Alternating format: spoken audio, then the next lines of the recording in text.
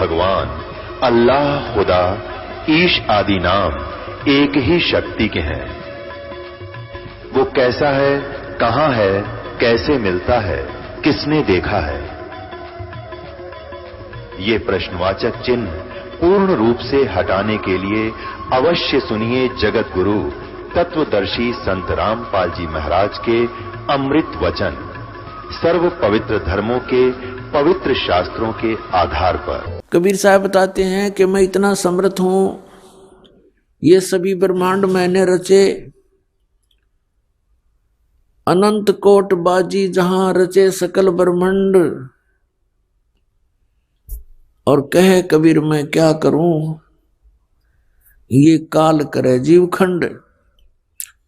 पुणात्माओं, आपने ये अमर कथा कभी सुनी नहीं थी। आप जी ने अपने ही धर्म मजहब के अंदर चल रही कथाओं को सुना, उन्हीं के आधार से आपका माइंड सेट हो गया।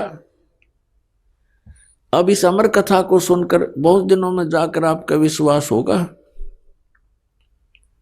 और जब आपको ये कथा समझ में आ जाएगी उस समय देखना आपके मन की स्थिति क्या होगी।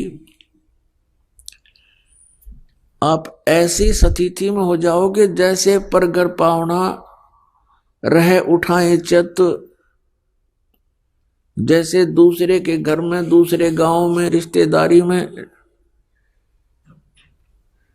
कोई परौना चला जाता है, मेहमान रूप में जाता है, वो वहां रहता अवश्य है, लेकिन उसको पता है कि मैंने वापस जाना है, और उसको अपने घर की रह रहकर याद भी सताती रहती है।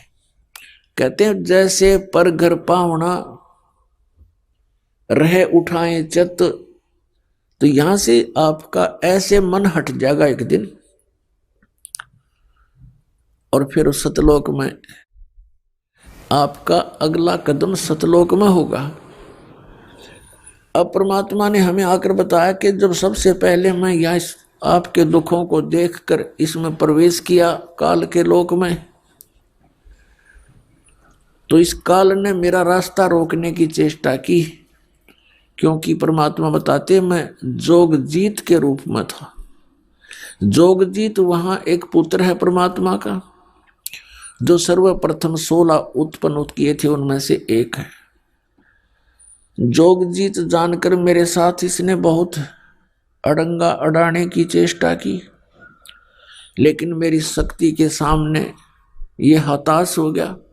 फिर चरण पकड़ लिए, रोने लगा, हाहाकार मचा दी।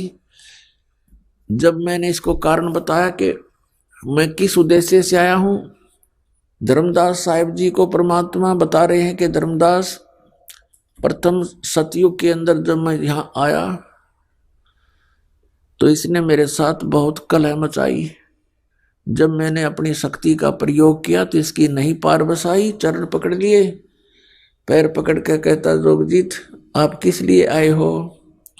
तो मैंने इसको बताया कि मैं नीचे जाऊंगा और सभी प्राणियों को बताऊंगा कि यू परमात्मा नहीं है, यू भगवान नहीं है जिसको तुम भगवान मान रहे हो, और एक ऐसा मंत्र दे के आऊंगा, सतनाम, सच्चा नाम, उसका जाप करने वाले प्राणी को तू रोक नहीं पाएगा। और सभी को बताऊंगा कि तुम यहां के रहने वाले नहीं हो, तूने इन सब को नशा करवा दिया, तीनों गुणों से एक एक इंजेक्शन लगवा दिया इनको। तो ये चिंतित हो गया। इसने कहा कि हे भगवान, मुझे श्राप लगा हुआ है 1 लाख जीव आहार करने का, यदि आप इन सब को ले जाओगे तो मेरा क्या होगा? परमात्मा ने कहा कि अब मैं इनको नहीं छोड़ूंगा, तेरा हो या ना हो। फिर इसने प्रार्थना की, प्रभु कोई बात नहीं, मेरी कुछ और समस्याएं हैं, उनका समाधान कर दीजिए और वचनबद्ध होकर के मुझे आशीर्वाद दीजिए। परमात्मा ने कहा, धर्मदास मैंने वचनबद्ध होकर के इससे कहा कि बोल क्या मांगता है। इसने कहा कि परमात्मा 3 युगों में जीव थोड़े ले जाना, चौथा युग जब कलयुग आवे तब तव शरण जीव बहु जावे। ऐसा वचन हर मोय दीजे, तब तुम गवन संसार ही कीजिए। तो मैंने इसको कह दिया ठीक है तथास्तु कि ऐसा ही होगा। तो फिर इसने एक प्रार्थना और की थी कि परमात्मा जबरदस्ती ना करना हे बड़े भाई, क्योंकि जोगजीत रूप में खड़े थे परमात्मा, और ये भी उन्हीं का भाई है। परमात्मा से कबीर से उत्पत्ति हुई इस काल की ज्योति निरंजन की। और इसने कहा कि हे प्रभु, हे बड़े भाई, जबरदस्ती ना करना। जो आपके ज्ञान को स्वीकार करे वो आपका, और हमारे ज्ञान को स्वीकार करे वो हमारा। आप ज्ञान दे करके अपना बनाना, बाई फोर्स ना करना। वो तो मालिक को पता। अब यहां प्रश्न उठता है पुण्यात्माओं बहुत सी, क्योंकि हमारे अंदर बहुत युगों से ये अज्ञान ठुका हुआ है, भरा हुआ है खचाखच। ये सच्चे ज्ञान को टिकने नहीं देता। ना जाने कितनी शंकाएं उत्पन्न होती हैं। एक शंका तो ये उत्पन्न होगी कि भाई भगवान ने जानी जान, कहते हैं परमात्मा जानी जान है, अंतर्यामी है, सर्वज्ञ है, फिर क्या उनको पता नहीं था ये ऐसे ऐसे वचन मांगेगा?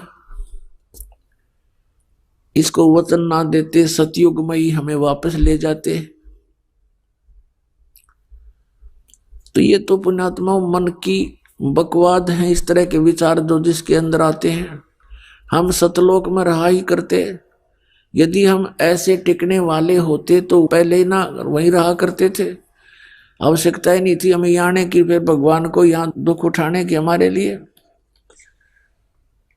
परमात्मा को पता था कि सतयुग त्रेता द्वापर में ये प्राणी दुखी नहीं होता। पुण्यकर्मी प्राणियों को मनुष्य जीवन मिलता है सतयुग त्रेता द्वापर में, जिनके बहुत घने पुण्य होते हैं, और वो सभी साधना भी करते हैं, मनमुखी साधना करते हैं, शास्त्र विधि त्याग कर भी साधना करते हैं। उनसे सिद्धियां प्राप्त अवश्य हो जाती हैं, और उनके पूर्व प्रारब्ध कर्मों के आधार से, किस्मत में लिखे हुए पुण्यों के आधार से उनको सुख होता है, शरीर स्वस्थ होता है। सतयुग में पिता से पहले पुत्र की मृत्यु नहीं होती, जो सबसे बड़ा जख्म होता है पिता के लिए। और पत्नी से पहले पति की मृत्यु नहीं होती, जो पत्नी के लिए बहुत बड़ा दुखदाई होता है। और बहुत लंबी आयु होती है, शरीर स्वस्थ रहता है, आहार बहुत ही अच्छा होता है। तो इस प्रकार जब पिछले पुण्यों से उसको लाभ होता रहता है, साधना गलत करता रहता है, पाप इकट्ठे होते जाते हैं, पुण्य अक्षीण होते रहते हैं, फिर उसका जन्म त्रेता में होता है। त्रेता में भी ऐसी सतिथि लगभग रहती है। फिर द्वापर में होता है, हरे भरे वृक्ष होते हैं, सब जगह जंगल होते हैं, फलदार वृक्ष होते हैं, समय पर वर्षा होती है। तो इस प्रकार ये सोचता रहता है कि जो साधना पूजाएं मैं कर रहा हूं, इनसे मुझे लाभ हो रहा है, अज्ञानता के कारण। तो परमात्मा के ज्ञान को जो पहले वाले साधना से बिल्कुल हटकर होता है, उसको ये प्राणी बिल्कुल स्वीकार नहीं करता। अब कलयुग के अंदर ये प्राणी बिल्कुल कर्महीन हो जाता है, पापों की गठड़ी बांध लेता है, और पुण्य इसके पास रहते नहीं। ये साधनाएं भी करता है और लाभ कति होता नहीं, या तो नास्तिक हो जाता है, या फिर दुख को भोग कर ही अपना जीवन पूरा करता है। और उन अज्ञानी संतों ऋषियों ने, उन्होंने सतयुग के अंदर जो साधनाएं की, अब उनको वो मार्ग मिला नहीं, यह सतनाम उनको प्राप्त हुआ नहीं, जो पाप नाश करता है। और जिस कारण से उन्होंने अज्ञान सिद्धांत बनाकर समाज में प्रवेश कर दिया कि कर्म तो भोगना ही पड़ता है, प्रारब्ध में लिखा हुआ तो भोगना ही पड़ता है, इसको कोई चेंज नहीं कर सकता, इसमें कोई परिवर्तन नहीं हो सकता। तो पुण्यात्माओं, हम परमात्मा की खोज इसलिए करते हैं, परमात्मा को इसलिए खोजते हैं कि हमारे जीवन में कोई कष्ट आवे तो वो टल जावे और हमारा कल्याण। कल्याण की तो बहुत बाद में समझ में आती है, पहले तो यही रहता है कि मेरे बच्चे सुखी रहें, मैं स्वस्थ रहूं, कोई ऐसी दुर्घटना मेरे जीवन में ना घटे जो मुझे पीड़ादायक हो। इसलिए हम परमात्मा की खोज में संतों के पास जाते हैं और ये भी हमें मालूम है कि संतों के पास ही उसका समाधान होता है। और ये भी हम सुना करते कि परमात्मा ना जाने किस बेस में आ जा, तो वो परमात्मा कबीर साहब है, वो ना जाने क्या रूप बना करके और कब कहां प्रकट होता है और हमारे लिए भटकता रहता है, हमें समझाने की चेष्टा करता है कि तुम इस झूठे सुख को सुख कहे ये मान रहा मनमोद, ये सकल चबीना काल का कुछ मुख में कुछ गोद। तो पुण्यात्माओं परमात्मा ने प्रोमिस कर रखा है और इसने भी प्रोमिस कर रखा काल भगवान ने कि कलयुग में जब कितने जीव ले जाना, लेकिन इसमें ज्ञान आधार बनाना। तो पुण्यात्माओं अब बुद्धिमान समाज हो गया है, इस ज्ञान से अब आप बालक नहीं रहोगे। परमात्मा के प्रयत्न को गहराई से सोचना, वो क्यों भटक रहे हमारे लिए सतलोक न छोड़ के, क्योंकि हम उनके बालक हैं, हम उसकी आत्मा हैं। और इनको काल इसलिए परेशान कर रहा आप जी को कि जितना मैं इनको सताऊंगा उतना ही वो दुख पावेगा। अपने आत्माओं आप बालक हो, ये हमारे साथ क्यों प्रतिशोध ले रहा कि इसने वहां पहले तो तप करा, फिर तप करा, फिर तप करा, 3 बार।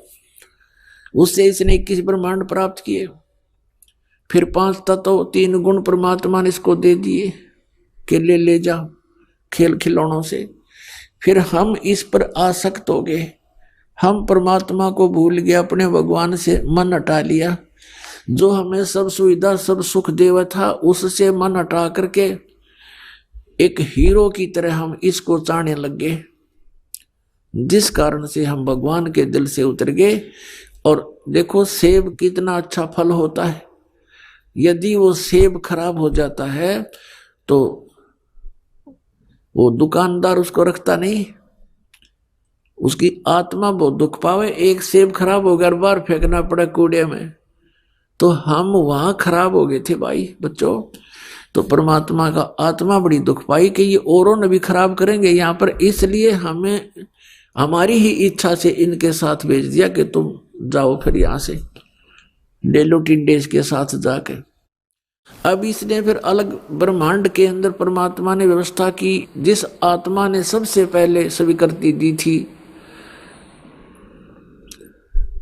इस काल के साथ आने की, उसको एक लड़की रूप बनाया जिसको अब दुर्गा कहते हैं। उसके अंदर हम सभी को बीज रूप में भर दिया और उसको शब्द शक्ति दे दी कि बेटी तू जितने जीव कहे यू काल उत्पन्न कर देना, वचन से बोल देना, उतने प्रकट हो जाएंगे। पुण्यात्माओं हम अज्ञान को सुन सुनकर स्थान स्थान पर हमारा माइंड हमारा मन अड़ जाता है कि ये कैसे हो सकता है। जैसे एक समय ऋषि वाल्मीकि जी ने एक कुशा से डाब से पुत्र बना दिया था सीता के लिए और पालने में लुटा दिया बना करके। सीता जब कपड़े धोकर आई तो पुत्र को देखकर पूछा, पिताजी ये पुत्र किसका है? बेटी क्या बात आपका नहीं है? कि मैं तो पुत्र को साथ लेकर गई थी कपड़े धोने के लिए। ऋषि जी ने सोचा था कि लड़की के बच्चे को कोई उठा ले गया है, जंगली जानवर वारो रो मर जाएगी, इसलिए उसने एक लड़का उत्पन्न कर दिया है जिसका नाम कुश रखा। और लव सीता से उत्पन्न हुआ था श्री राम के सहयोग से। तो कहने का भाव ये है कि उस ईश्वरीय शक्ति को थोड़ी बहुत संग्रह करके ये ऋषि लोग भी चमत्कार दिखा देते हैं, और वो तो परमात्मा के पास तो ये चमत्कार थोक के भाव के हैं। तो ये अलग ब्रह्मांड में जब रखा तो दुर्गा के साथ इसने दुर्व्यवहार करना चाहा। दुर्गा ने इसे बहुत प्रार्थना की कि मेरे से ये जुल्म ना कर, तू मेरे पास वचन शक्ति है, मैं जितने जीव तू कहेगा मैं उत्पन्न कर दूंगी। पिता ने वचन दे रखा, इसने नहीं माना, बकवाद करी, उसके साथ जोर जबरदस्ती करनी चाहिए तो लड़की ने उसके पेट में शरण ले ली सूक्ष्म रूप बना के।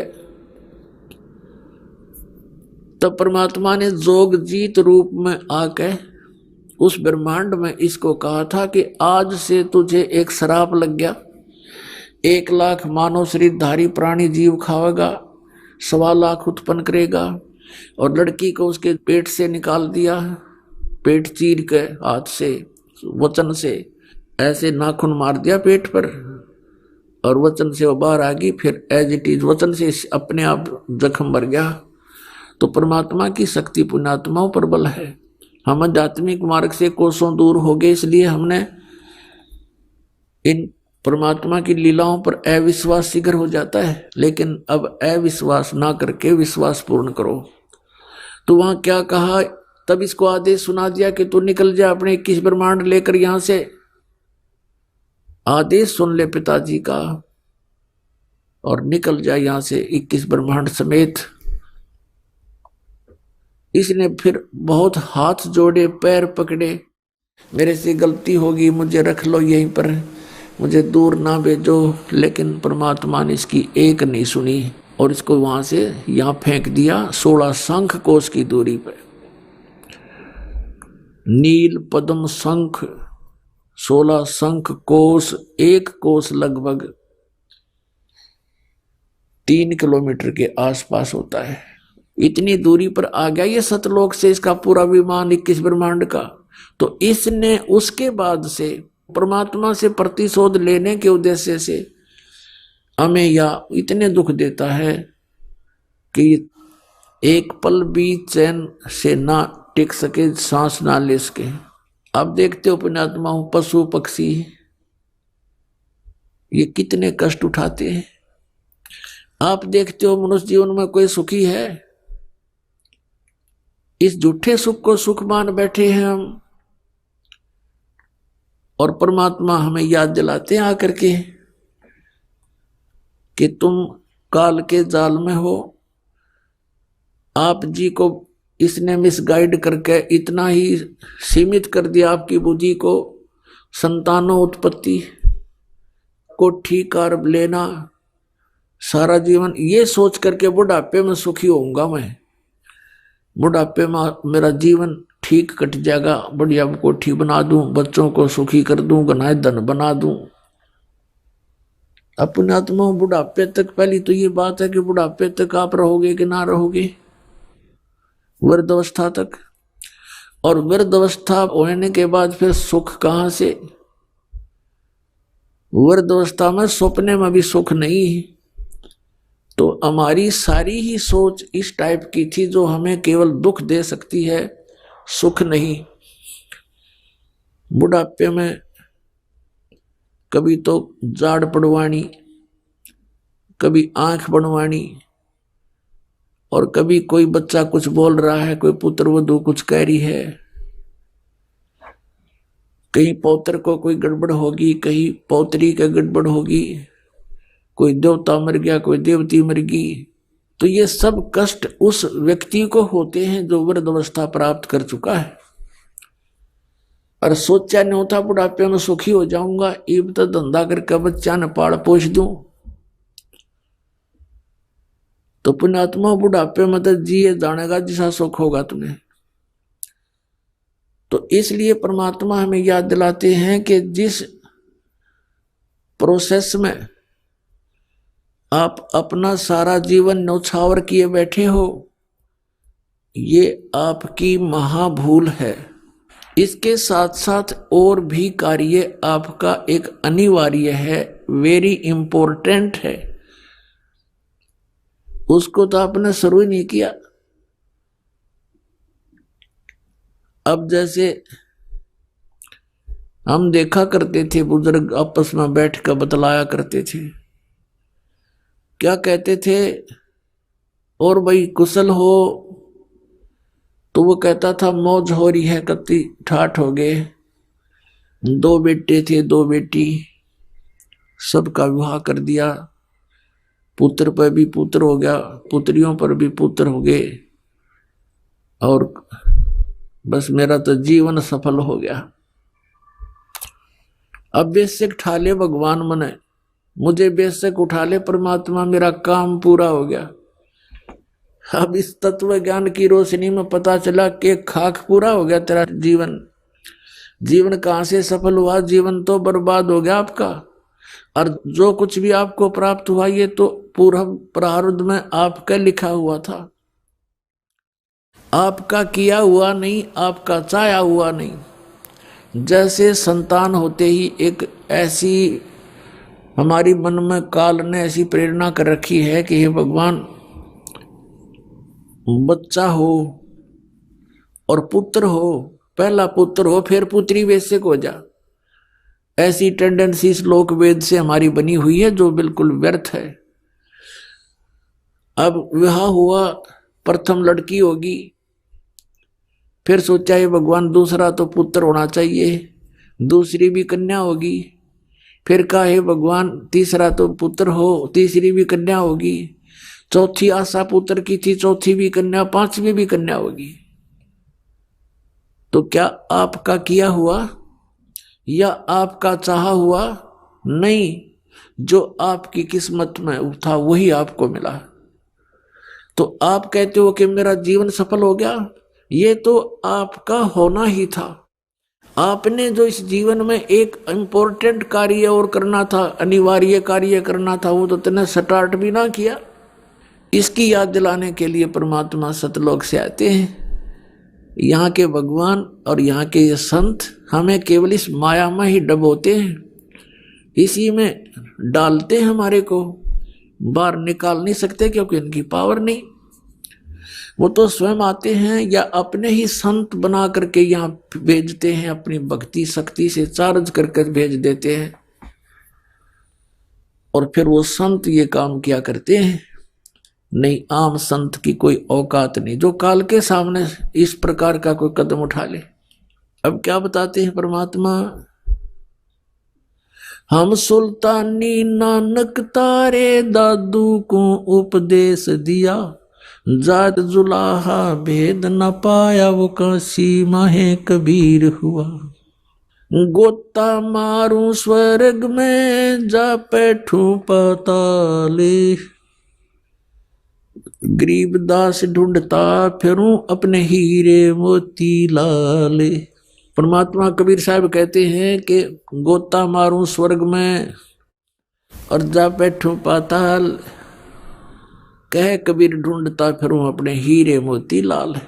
अब जैसे आपको कल सत्संग के अंदर दिखाया था, रूबरू करा था उन पवित्र सदग्रंथ वेदों से, उसमें क्या लिखा कि परमात्मा ऊपर ध्युलोक यानी तेजो में शरीर में और तेजो में लोक में राजा के समान विराजमान है, और वहां से गति करके नीचे आता है और बहुत अत्यंत गतिशील पदार्थ के समान, जैसे आकाशीय बिजली गिरती है नीचे बहुत स्पीड से, ऐसे परमात्मा सतलोक से गमन करके चल के यहां आते।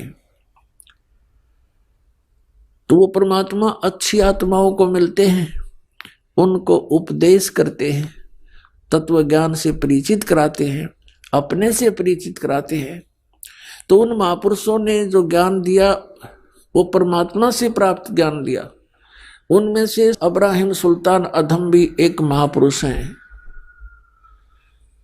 अब्राहिम सुल्तान अधम ये कौन थे? एक बल्ख नाम का शहर है, बल्ख बुखारा, इराक के अंदर,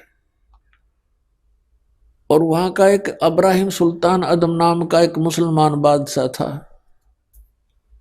पूर्व जन्म के संस्कार से उसके इतने ठाठ कर रखे थे, भगवान ने 18 करोड़ घोड़े खरीद रखे थे। पुण्यात्मा, जब तक इस प्राणी को तत्व ज्ञान नहीं होता, यहाँ के ये कंकर पत्थर जोड़ने में ही लगा रहता है। उसने कहते हैं 16,000 औरतें से विलास करता था, 18 करोड़ घोड़े। गांव में पहले यदि एक घोड़ा किसी के पास होता तो बहुत बड़ा वो वहां का ठाकुर माना जाता था, बड़ा रईस व्यक्ति माना जाता था, जो घोड़े पर चलता था, एक घोड़े पे। जैसे आजकल तो जिसके पास कार है उसको बहुत अच्छा धनी मानते हैं, तो उस समय घोड़े से ही उसके धन को क्या करते थे, काउंटिंग करते थे। तो इस प्रकार 18 करोड़ घोड़े उसके पास, और ऊंट 8 तक गिनती नहीं, बहुत गिने थे। कहने का भाव यह है कि सर्वसंपन्न राजा था, लेकिन पिछले संस्कार भी साथ होते हैं। अब वो चाहे कितने ही सुख को प्राप्त है, लेकिन परमात्मा की चाह आत्मा को फिर भी बनी होती है। एक दिन वो सो रहा था ऊपर अपने महल की छत पर, गर्मियों के दिन मौसम था। परमात्मा कहते हैं, सो चल सीधर मैं करूं अपने जन के काज। तो वहां कहीं पड़ोस में थोड़ी सी दूरी पर एक सत्संग हो रहा था। आप आरती, आप साजे, आप किंगर, आप बाजे, आप ताल झां जनकारा, आप नचाप देखण आ रहा। आप साधु संत बनकर उस राजा के महल से थोड़ी सी दूरी पर किसी गरीब के घर पर सत्संग कर रहे थे, ऊंची ऊंची आवाज में सुना सुना कर। और बात तेरे काम न आवे, संतों शरण लाग रे, के सोवे गफलत में बंदे, जाग जाग नर जाग रे, जाग जाग नर जाग रे। और बात तेरे काम न आवे, संतों शरण लाग रे, के सोवे गफलत में बंदे, जाग जाग नर जाग रे, जाग जाग नर जाग रे। तन सरायम जीव मुसाफिर, करता रहे दिमाग रे, तन सरायम जीव मुसाफिर, करता रहे दिमाग रे। रात बसेरा कर ले डेरा, चले सवेरा त्याग रे, चले सवेरा त्याग रे। और बात तेरे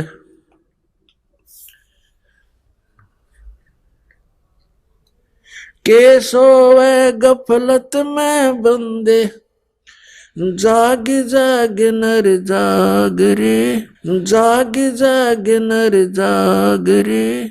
इस तन सरायम जीव मुसाफिर, करता रहे दिमाग रे। इस तन सरायम जीव मुसाफिर, करता रहे दिमाग रे।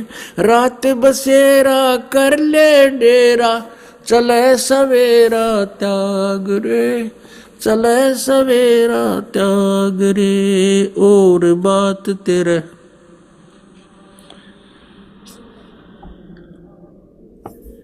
के सोवे गफलत में बंदे, जाग जाग नर जाग रे। उमदा चोला बण्या अमोला, लगे दाग पे दाग रे। उमदा चोला बण्या अमोला, लगे दाग पे दाग रे।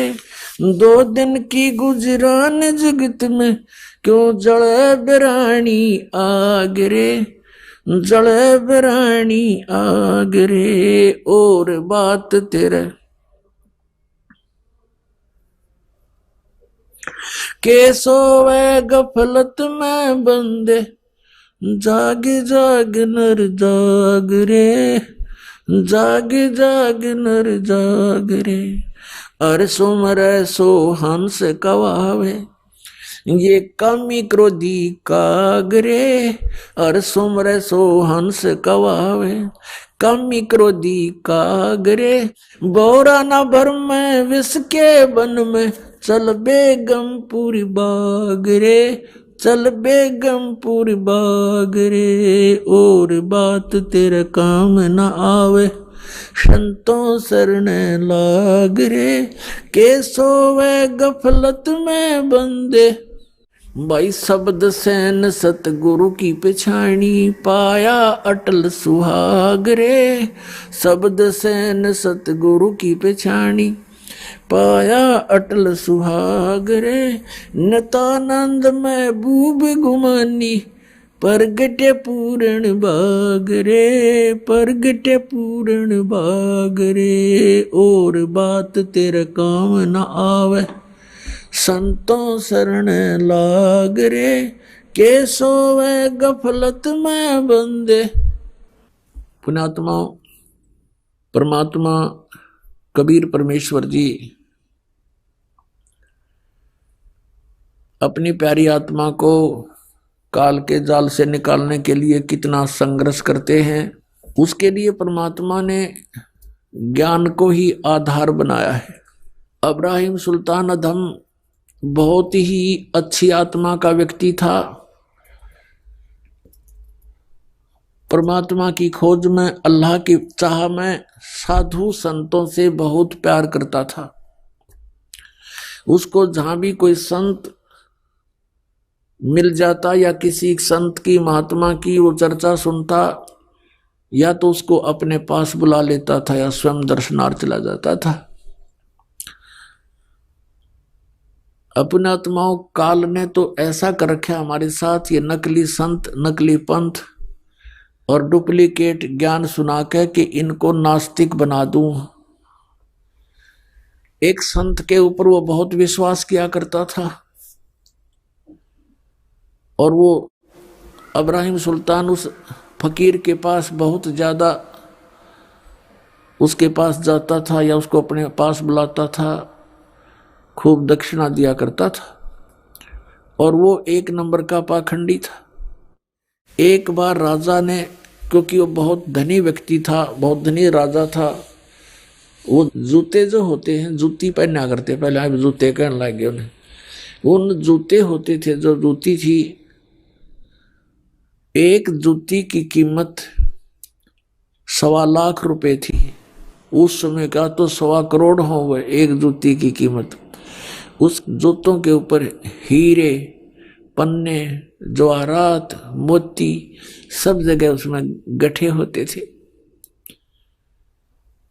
एक उस राजा ने एक अंगूठी बनवाई जो बहुत कीमती थी, सोने की, उसके अंदर हीरे, मोती और ये इस तरह के कुछ नग लगवा रखे थे, बहुत ऊंची, अच्छी, चौड़ी। अब उस संत की वो बहुत आदर करता था, विश्वास किया करता था एक फकीर पर। वो डुप्लीकेट ठग था। उसने राजा की अंगूठी देखी, जूते तो मैं छुपा नहीं सकता, अंगूठी कैसे ले सकता हूँ।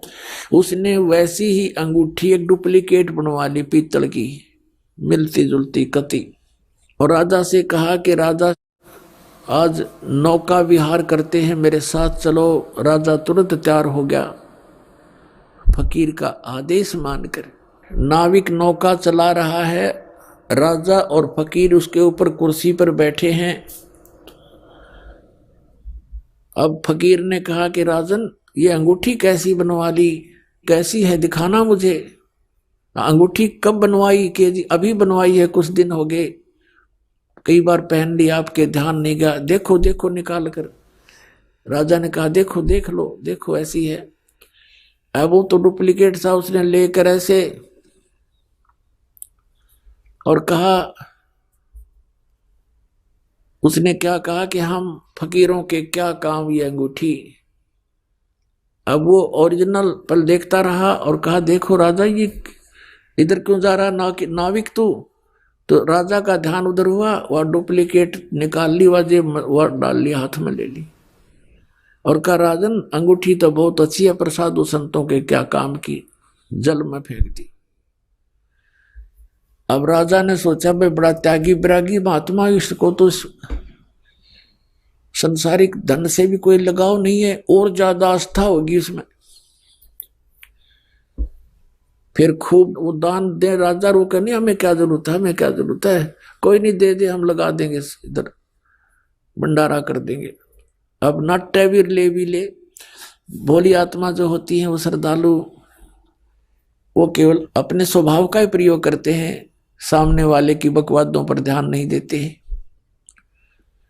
इसका दुरुपयोग किया इन लोगों ने, नकलियों ने। तो कुछ दिनों के बाद क्या हुआ, फकीर के और चेले की आपस में बिगड़ गई। जिसने वह अंगूठी बनवाई थी नकली, उनकी आपस में कहा सुनी होगी, बात बहुत बढ़ गई और चेला उससे अक्षुब्ध होकर के उसने मंत्री से संपर्क किया, राजा के मंत्री से, कि ऐसे ऐसे इसने राजा के साथ धोखा किया है, ये धोखेबाज ठग व्यक्ति है। वो अंगूठी जो इसने जल में फेंकी थी वो डुप्लीकेट थी, मैंने इसको बनवा कर दी थी, इसने मेरे से बनवाई थी। ये बात फकीर ने राजा के सामने डरते डरते कही कि कहीं राजा नाराज ना हो जा के साधु संतों के बारे में ऐसे नहीं बोलना चाहिए।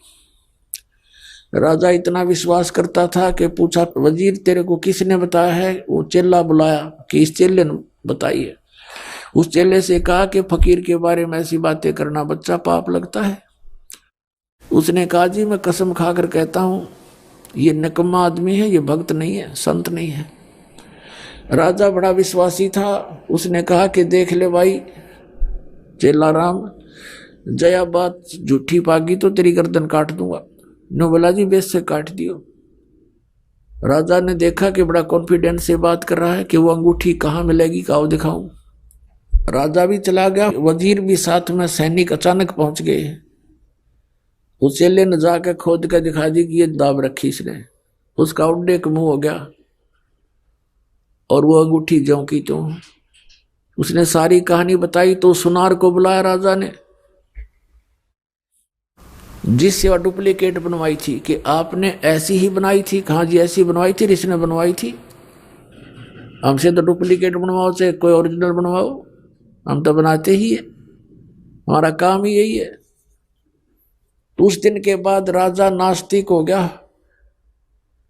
और कहा कि जो भी कोई संत कहीं दिखाई दे उनको पकड़ कर लाओ मेरे पास। लेकिन भगवान से डरने वाला फिर भी था।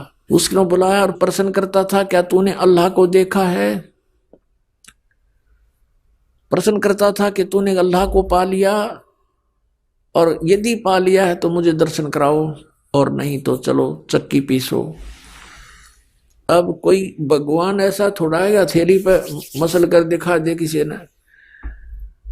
अब वो कोई उसका उत्तर किसी के पास था नहीं। सभी साधु संत उसकी जितने भी क्षेत्र में थे सबको जेल में ठोक दिया और कहता चक्की पीसो। पहले चक्की पीसन की सजा दिया करते थे, क्योंकि सेना का आटा हो जाता और पशु जो घोड़े गाड़ी रखे थे उनका दाना दूना दलवा लेते उनसे। अब उसी उद्देश्य से परमात्मा ने वहां रात को जाकर सत्संग किया तो राजा की आंखें खुल गई। पहले तो ध्यान से सुना, क्योंकि आत्मा का आहार भगवान की चर्चा होती है। आत्मा कसक होगी परमात्मा की वाणी से कि भगवान तो पाना ही चाहिए, इसके बिना तो गुजारा कति नहीं। और बात तेरा काम नहीं आवे, संतों शरण लाग रे। केस हुआ गफलत में बंदे जाग जाग नर जाग रे। इस तन सरा में जीव मुसाफिर करता रहे दिमाग रे। रात बसेरा कर ले डेरा चले सुबेरा त्याग रे। उमदा चोला बना अनमोला लगे दाग पे दाग रे। 2 दिन की गुजरान जगत में क्यों जले बिरानी आग रे। कुब्द कांचड़ी चढ़गी चित पे तू हो रहा मनुष्य नाग रे। और सूझे नहीं सजन सुख सागर बिना प्रेम बैराग रे। हर सुमरे सो हंस कहावे कामी क्रोधी कागरे। भोरा ना भरम में इस विष के बण में चल बेगमपुर भागरे। शब्द सैन सतगुरु की पहचानी पाया अटल सुहागरे। नतानंद महबूब गुमानी प्रगटे पूर्ण भागरे। वैसे तो ये कबीर साहब की वाणी है, इन्होंने नकलिया ना अपनी टेक ला रखी है। कोई बात नहीं, हमने इस ज्ञान को समझना है। अब इसमें क्या बताया है कि हर सुमरे सो हंस कहावे, भक्ति करे वो भक्त कहावे। बाकी बकवाद करनी है तो बहुत हो लिया यहाँ पर। फिर परमात्मा कहते हैं 100 छल सीधर मैं करूं। एक तीर से 2 शिकार किए भगवान ने। एक तो उन साधु संत जो दुखी हो रहे थे, रो रहे थे, हाथों में छाले पड़ गए और कहे भगवान अच्छे फंसे पालिक तेरे नाम पर दुखी दुख। अब जिसकी भक्ति करते हैं वो लोग, वो तो दुख है देने का है, ये ब्रह्म तक तो दुख है, दुख देगा, ये सुख दे ही नहीं सकता। ये तो खुद कहता है गीता जी अध्याय नंबर 8 के श्लोक नंबर 7 में कि अर्जुन तू युद्ध भी कर, मेरा सिमरण भी कर, शांति नहीं हो सकती। 18वें अध्याय के 62वें श्लोक में कहा है गीता ज्ञानदाता ने कि यदि तूने परम शांति और सनातन परम धाम चाहिए तो उसकी शरण में जा, उसके लिए संतों की खोज कर। तो इस बात का सबको मालूम है कि संतों से ही बात बनेगी। जैसे कुरान शरीफ सूरत फुरकानी 25 आयत नंबर 52 से 59 में यही स्पष्ट किया है कि कबीर नामक पूर्ण परमात्मा है। उस परमात्मा ने 6 दिन में सृष्टि रची, 7वें दिन तख्त पर जा बैठा। उसकी खबर किसी बाखबर से पूछ देखो, यानी संतों से पूछो। गीता ज्ञानदाता भी इस बात से अपरिचित है कि वो कौन है परम शक्ति और क्या उसकी वे ऑफ वर्शिप है। और कुरान शरीफ का ज्ञानदाता भी इस बात से अनभिज्ञ है, वो पूर्ण परमात्मा कौन है, उसकी कैसे प्राप्ति होती है, उसके लिए संतों के ही तरफ संकेत है। इसलिए सभी जितने भी साधक हैं संतों की ही तलाश में फिरते हैं। फिर संत काल ने अगर डुप्लीकेट निरे बना रखे बिना गिनती के, तो वो आत्मा तो किसी की भी साधना कर रहा है लेकिन है तो कबीर परमात्मा के बच्चे में। अब उनका दुख तो उन्हीं को दुखी करता है। अब वहां रात्रि के समय उसकी आंखें खुल गई, भंग हुई, सत्संग सुना, लेकिन उसका वो बात याद आ गई कि सब डुप्लीकेट है, ये सब दुनिया को ठगते फिरते हैं। सुबह आदेश दे दिया अपने पहरेदारों को, जाओ उनको बुला कर लाओ और श्रद्धा से कहना कि आपको राजा बुला रहे हैं। अब सैनिकों ने जाकर कहा कि महात्माओं आपको सुबह राजा ने याद किया है। अब फिर उन साधु संतों को पता चला कि राजा तो बड़ा भयंकर है, जेल में डाल देता है। तो वहां पर गए, राजा ने पूछा भी क्या तुमने परमात्मा पा लिया? यदि तुमने परमात्मा पाया है तो मुझे दिखाओ, और नहीं तो जाओ चक्की पीसो। अब परमात्मा कहते हैं सोचल सीधर मैं करूं अपने जन के काज, आप आरती आप पे साजे, आप पे किंगर आप पे बाजे, आप पे ताल झांझ झनकारा, आप नचे आप देखण आ रहा।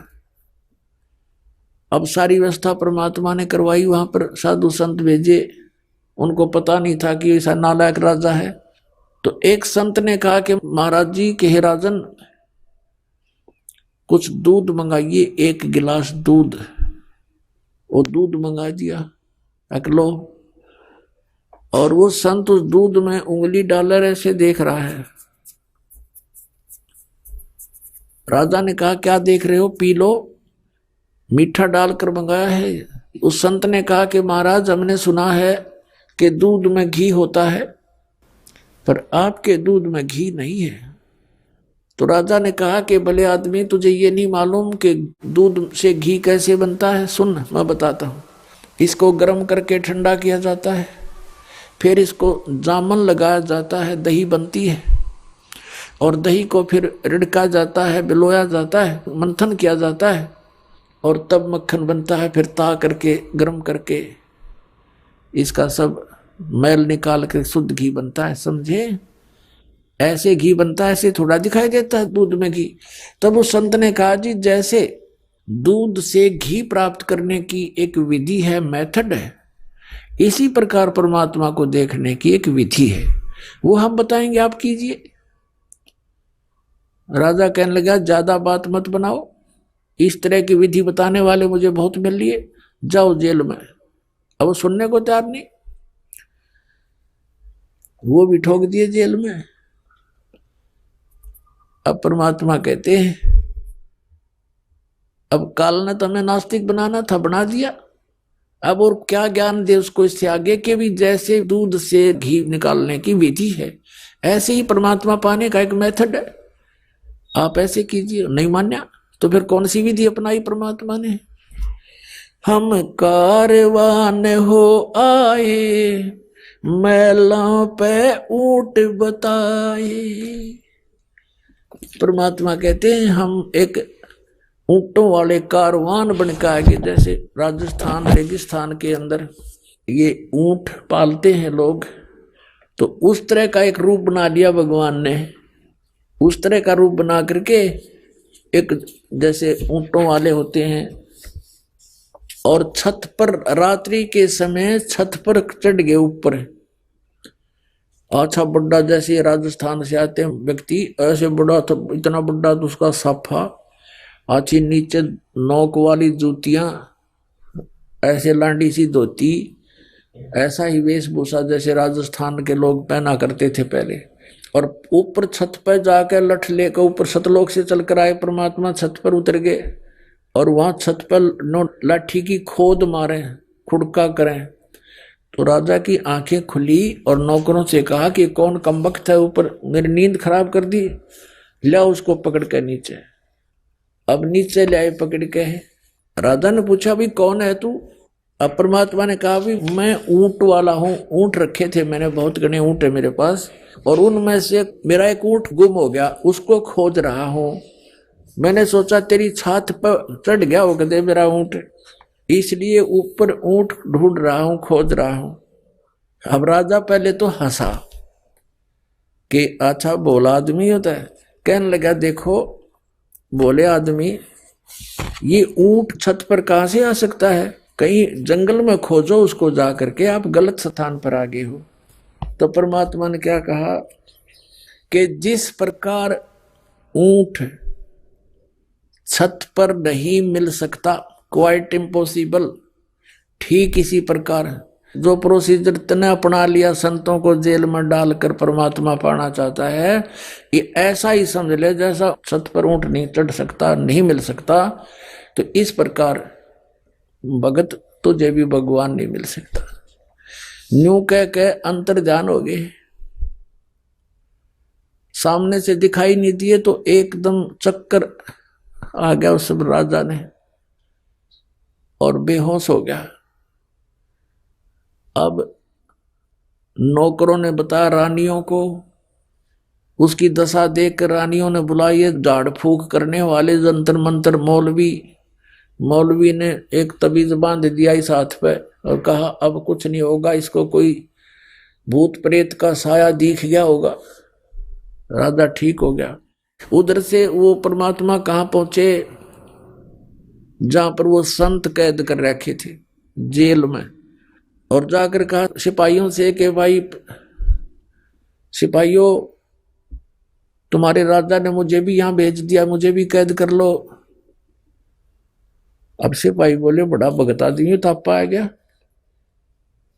महात्मा दिखा ही था, जरूर भेजा होगा महात्मा का, तो खोजते फिरे थे वैसे पाई, अच्छा हो गया हमने खोजना ना पड़ा और पकड़ के वहां अंदर कर दिया परमात्मा जेल में, चल बहुत अच्छा हो गया, तो गीता आ गया यहां से हमने मरवा होगा। तो अंदर जाकर के परमात्मा ने देखा कि वो सारे चक्की पीस रहे बेचारे, रो रहे, चक्की पीस रहे, रो रहे, ना पीसे तो डंडे मारे। परमात्मा बोले भाई डट जाओ, चक्की पीसनी हो, रुको अब बंद करो थोड़ी देर इसने। अब वो देखें सिपाही भी खड़े कि भाई क्या कह रहा है। कहने लगा भाई सिपाहियों एक काम करवा लो हमारे पे, चाहे तो चक्की पिसवा लो और चाहे इसमें तुम ये दाने डलवा लो, एक काम तुम करो एक काम करेंगे, दोनों नहीं होंगे हमारे से।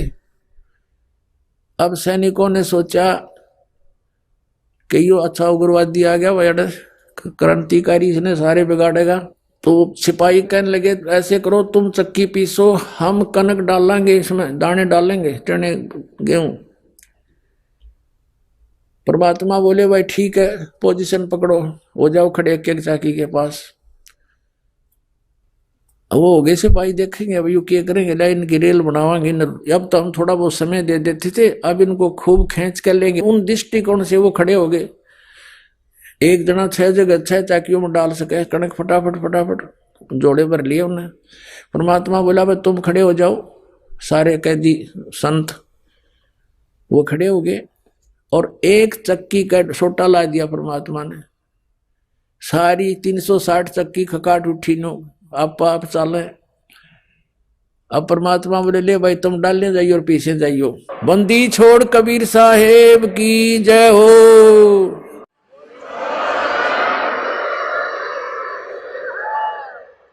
आइए अब हम उन श्रद्धालुओं के अनुभव जानते हैं जो जगत गुरु तत्वदर्शी संत रामपाल जी महाराज जी से दीक्षा प्राप्त कर चुके हैं तथा उनके द्वारा बताए गए भक्ति मार्ग पर चल रहे हैं। नमस्कार सर। सत साहेब जी। सर क्या नाम है आपका? मेरा नाम तुलसी सिंह तोमर है जी। तुलसी जी आप कहाँ से हैं? मैं हरपटपुर डिस्ट्रिक्ट देहरादून का रहने वाला हूँ जी, उत्तराखंड। सर संत रामपाल जी महाराज से नाम दीक्षा आपने कब ली? मैं 16 नवंबर 2018 को संत रामपाल जी महाराज जी से नाम दीक्षा लिया जी। संत रामपाल जी महाराज से नाम दीक्षा लेने से पहले आप क्या भक्ति साधनाएं करते थे? जैसे हमारे हिंदू समाज में सभी देवी देवताओं की जो पूजा आराधना करते हैं वही हम भी कर रहे थे, और हम भजन कीर्तन भी करते थे। और अभी कुछ लास्ट के दिनों में मैं काली माता की पूजा करता था। हर शनिवार को एक नारियल और जोत जलाता था दुर्गा काली जी की। सर क्या काम करते हैं आप? मैं CRPF से रिटायरमेंट आया हूँ जी 2017 में। सर क्या कारण बना कि आप संत रामपाल जी महाराज की शरण में आए? सर ये थोड़ी कहानी यहाँ लंबी है, क्योंकि पहले जो हम भक्ति आराधना कर रहे थे तो कर ही रहे थे, लेकिन हमारे परिवार में फिर भी दुखों का कहर था। हमारी श्रीमती, हमारी मिसेज मतलब काफ़ी बीमार रहती थी, उसको एम्बुलेंस में ले जाना पड़ता था, PGI चंडीगढ़ या देहरादून कहीं भी, वो बैठ भी नहीं पाती थी। और हमारा बच्चा भी जो है बीमार रहता था, घर में जो है दवाइयों का ढेर लगा रहता था, और हमें चैन था ही नहीं, पैसा एक बचता नहीं था हमारे को। तो इसी बीच जो है जहाँ हम रहते हैं वहाँ एक भगत रहता है जिन्होंने जो है संत रामपाल जी महाराज जी से नाम दीक्षा ले रखी थी जी। उन्होंने, हमें पता भी नहीं था कि इन्होंने नाम दीक्षा ले रखी, लेकिन उन्होंने एक दिन हमारे को ज्ञान गंगा पुस्तक दी।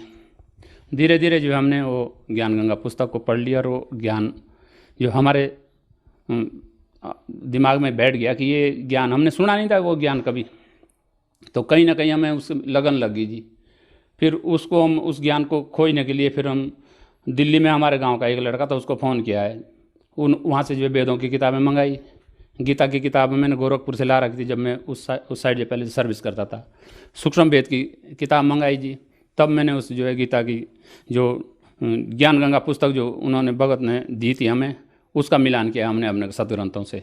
इस काम को करने के लिए जो है मेरे को 8 महीने लगे जी। 8 महीने जब इस ज्ञान को हमने अच्छी तरह से छान लिया, तो तब हमने विचार बनाया कि अब हमें जो है नाम दीक्षा लेनी चाहिए। लेकिन नाम दीक्षा कैसे लें, क्योंकि हमारे अंदर विकार बहुत भरे हुए थे जी। हम 13-14 साल की उम्र से जो है हम नशे पत्ते में लग गए थे। तंबाकू खाना, बीड़ी पीना और शराब पीना, ये हमारा जो है डेली की दिनचर्या बचपन से ही रही है जी। तो हमारे अंदर ये विकार थे, और किताब में ये साफ लिखा हुआ था कि ये आपको जो नियम का जो है पालन करना पड़ेगा। तो हम इसको छोड़ नहीं पा रहे थे। कई बार जो हमने जो है इस नशे को छोड़ने की बहुत कोशिश की, लेकिन नहीं छूट पाता था। अगर हम बीड़ी छोड़ना चाहते थे तो तंबाकू खा लेते थे, तंबाकू छोड़ना चाहते थे तो फिर बीड़ी पी लेते थे, और दारू तो कभी छूटती नहीं थी। और मांस मच्छी का जो है हम इस्तेमाल जो हमेशा जो है बचपन से जो है करते आए थे, क्योंकि हमारा जिस समाज में हमारा जन्म हुआ वो हमारा समाज मांस मच्छी का जो है बचपन से हमको जो है ये प्रेरणा दी है कि हाँ भाई ये खाना है, ये खाना है। तो मैंने एक दिन खुद ही अपने अंतरात्मा से उस परमात्मा को याद किया था।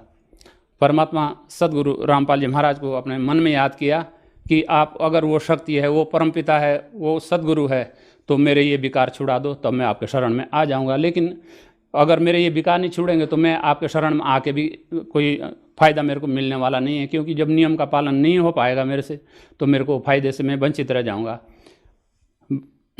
सर वो मैंने एक दिन अपने अंतरात्मा से ये वचन किए थे। मेरा जो है वो नशा पता जो है सब छूट गया। 15-20 दिन में खूब आजमा के देख लिया कि कब अब मेरे को जो है नशा पता करने का कोई मन तो नहीं कर रहा है, कुछ नहीं हुआ। तब जाके जो है हम हमारे नज़दीक में जो है सतगुरु रामपाल जी महाराज जी ने जो है ये कृपा कर रखी, हमारे बहुत नज़दीक जो है नामदान सेंटर खोल रखा है रामपुर में, और वहाँ जाके जो है फिर हम परमात्मा रामपाल जी महाराज जी के नामदान सेंटर पे जो है नाम दीक्षा मिल गई जी हमारे को। सर, जैसा कि आपने बताया कि संत रामपाल जी महाराज से नाम दीक्षा लेने से पहले ही आपका नशा छूट गया। आपने संत रामपाल जी महाराज को आजमाया कि इनमें अगर शक्ति है तो मेरा नशा छूट जाए, और आपका नशा छूट गया। आपने संत रामपाल जी महाराज से नाम दीक्षा ली, तो क्या संत रामपाल जी महाराज से नाम दीक्षा लेने के बाद भी आपको लाभ हुए? सर, लाभ संत रामपाल जी महाराज की कृपा से ऐसी दया हुई है जी हमारे ऊपर कि अब नशा पता जब छूट गया तो पैसे भी सब बचने लग गए, दुख तकलीफ भी सब दूर हो गए जी। अब आराम से ज़िंदगी कट रही है। और 3 बार तो संत रामपाल जी महाराज की कृपा से जो है मेरे को जो है जीवन दान मिल चुका है जी। सर जी, हमारे मिसेज को जो है स्पाइन की प्रॉब्लम थी, नसों की बहुत बड़ी प्रॉब्लम थी। उनको स्ट्रेचर पे जो है एम्बुलेंस में लेटा के ले जाना पड़ता था। देहरादून का कोई डॉक्टर नहीं छोड़ा जहां हमने नहीं दिखाया उनको। आयुर्वेद को दिखाया है, आयुर्वेद वालों को भी दिखाया है, यहाँ बड़े बड़े हॉस्पिटल है देहरादून में, वहाँ पे सब जगह दिखाया। और उसके बाद हम पीजीआई चंडीगढ़ ले गए उनको, चंडीगढ़ के डॉक्टरों को दिखाया। 3 बार जो है वहाँ एम्बुलेंस में ले गए हम चंडीगढ़, वहाँ से भी कोई रिजल्ट नहीं मिला जी। दवाई सब लिख के देते थे और दवाइयों का ढेर लग गया, लेकिन आराम उनको बिल्कुल नहीं मिला। डॉक्टरों ने भी यही लास्ट में ये बताया कि ये तो इनको प्रॉब्लम रहेगी, इनके शरीर में जो है कैल्शियम कम हो गया, आप इनको कैल्शियम देते रहें और ये जो है थोड़ा इनको हो सकता है कि थोड़ा बहुत इनको आराम हो जाए इनके कैल्शियम खाने से। लेकिन ऐसा कुछ भी नहीं हुआ है जी सर जी। और उनकी जो है और हालत जो है ज़्यादा ख़राब हो गई। तब उनका जो है उन्होंने बोला कि मैं भक्ति करूँगी, तब उनको जो है नामदान सेंटर ले जाकर जो है संत रामपाल जी महाराज जी के चरणों में जाके जो है उन्होंने नाम दीक्षा ली। उसके बाद जो है उनकी जो है वो बीमारी वो आज जो है समाप्त हो गई और आज खुशी की ज़िंदगी जी रहे हैं। पूरा परिवार जो है खुशी की ज़िंदगी जी रहे हैं जी। कोई तकलीफ नहीं है, कोई दिक्कत नहीं है जी भगत जी। सर जी, मैं 13-14 साल की उम्र से नशा पता करता था। बीड़ी, सिगरेट, तम्बाकू खाना या दारू पीना, ये बचपन से मैं इसका नशा करता था। और इसको मैं फिर बाद में छोड़ने की भी बहुत कोशिश किया, लेकिन नहीं छूटता था जी। संत रामपाल जी महाराज जी के शरण में आने से जो है मेरे सारे नशे छूट गए जी। और आज मैं सब नशों से मुक्त हूँ और संत रामपाल जी महाराज जी द्वारा दी गई साधना कर रहा हूँ। और अब मेरा मोक्ष होना भी निश्चित है, क्योंकि ये जो ज्ञान है इसको मैंने खुद भी जो है अपने सदग्रंथों से जो है मिला के देख लिया है। ये फाइनल ज्ञान है जी। अब हमारा मोक्ष भी निश्चित है और यहाँ के जो सुख सुविधा है वो तो परमात्मा संत गुरु रामपाल जी महाराज ने दे ही दी है जी। सर, आप सीआरपीएफ से रिटायर्ड हैं और आप एक एजुकेटेड पर्सन हैं। आपने बताया कि आप 13-14 साल की उम्र से नशा कर रहे थे, नशा नहीं छोड़ पा रहे थे, लास्ट तक आपने नशा किया। लेकिन जब आपने संत रामपाल जी महाराज को आजमाया कि अगर आप में कोई शक्ति है तो मेरा नशा छूट जाए, और आपका नशा छूट भी गया। तो जो दर्शक आज आपको टीवी पर देख रहे हैं, नशे से ग्रस्त हैं और नशा छोड़ना चाहते हैं, उनके लिए आप क्या कहना चाहेंगे? सर जी, जो अभी मेरे को लाइव देख रहे हैं, मैं उनसे सबसे करबद्ध प्रार्थना करता हूं कि जैसे मैं बचपन से जो है नशे में डूबा हुआ इंसान था, जैसे मैं आज इंसान बन गया, नशे पत्ते से दूर हो गया, सद्भक्ति मिल गई, ऐसे पूरी दुनिया जो है संत रामपाल जी महाराज जी से जो है नाम दीक्षा लेकर अपने नशे को से जो है अपना छुटकारा पा सकते हैं। सर, संत रामपाल जी महाराज से नाम दीक्षा कैसे ली जा सकती है? सर जी, नाम दीक्षा लेना जो है संत रामपाल जी महाराज ने इतना आसान कर दिया है जी। अगर आप टीवी देख रहे हैं तो नीचे एक पीली पट्टी चलती है जी सत्संग के साथ साथ, उसमें जो है आश्रमों के नंबर दिए जाते हैं। किसी भी नंबर पर जो है आप कॉल करके जो है पूरी डिटेल आप ले सकते हैं जी। पुस्तक मंगा सकते हैं जी, आप आश्रमों के से जो है और जानकारी ले सकते हैं, नामदान सेंटरों की जानकारी ले सकते हैं और ज्ञान की जो है जानकारी ले सकते हैं जी। इतनी सुविधा कर रखी है परमात्मा रामपाल जी महाराज जी ने। धन्यवाद सर। सत साहेब जी।